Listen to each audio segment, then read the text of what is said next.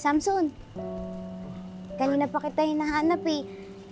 Para sana mapag-usapan na natin yung tungkol sa kaso.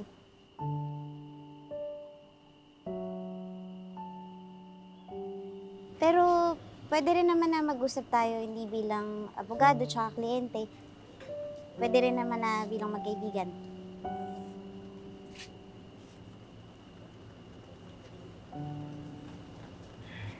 Ang gulo-gulo na ng buhay ko, attorney.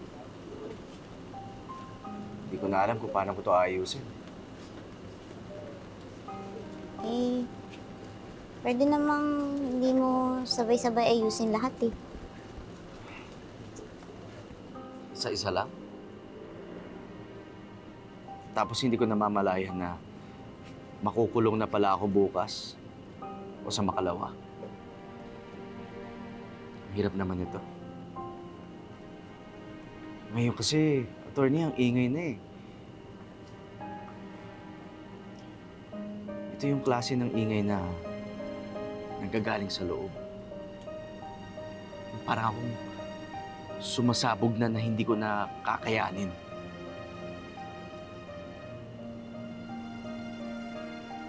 Tiwala ko na madidisprove natin na may relasyon kayo ni Ayla. Tsaka na natin isipin kung anong magiging lagay ng bata. Kasi importante din yun eh. Pero, isa-isang kaso lang. Ito muna.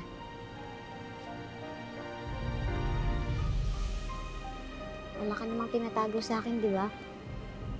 Tapat ka naman sa akin. Gaya ng mga bagay na makakapagpatunay na hindi ka tapat sa asawa mo. Na sinasaktan mo siya emotionally and mentally.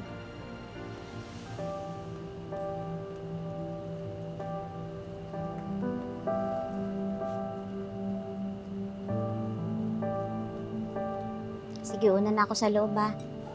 Tulog ka na din. Salamat attorney. Pahinga ka na.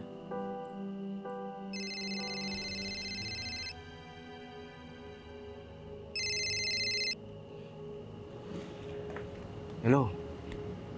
Shh! Huwag ka na magpanik. Labas ka na sa kaso, di ba? Ako na ang kinakasuhan dito.